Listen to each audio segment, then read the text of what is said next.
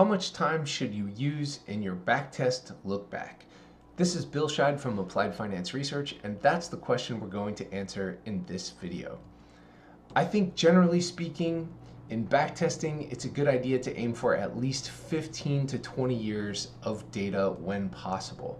The idea is to capture a variety of market types, not just bull, bear, sideways, quiet, volatile, normal, but also factors like rising and falling interest rates, growth and value cycles, inflationary periods, monetary policy changes, and changes in global risk sentiment.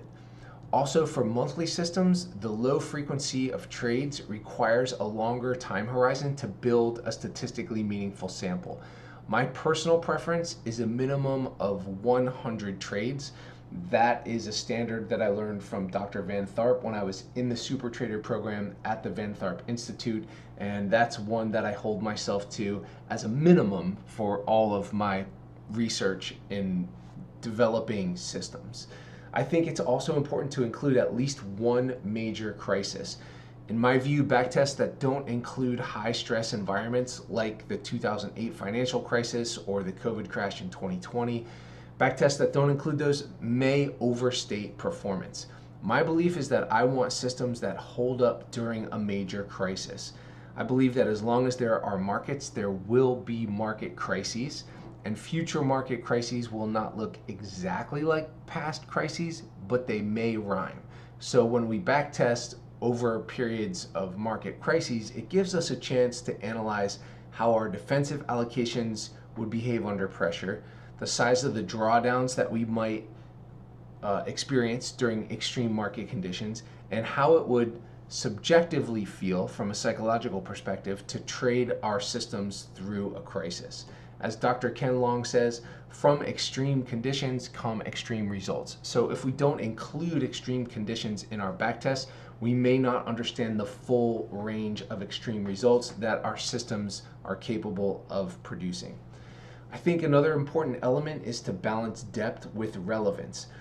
Older data does add statistical depth, but it may become less relevant due to structural shifts in the markets. And I'm emphasizing may here, but some of the structural shifts that I'm talking about are the introduction of ETFs and how they've replaced mutual funds, increases in speed and adoption of technology.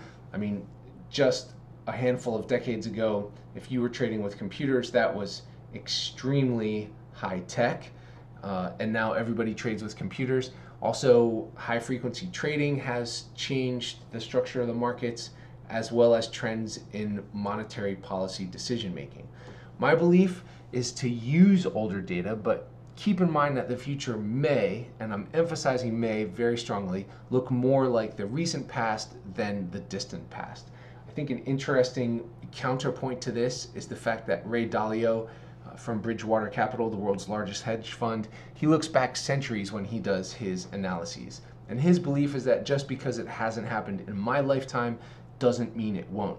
And I actually agree with that. I think everyone who was alive during the Great Depression or during the US Civil War, they didn't think those things were going to happen because it hadn't happened in their lifetime yet.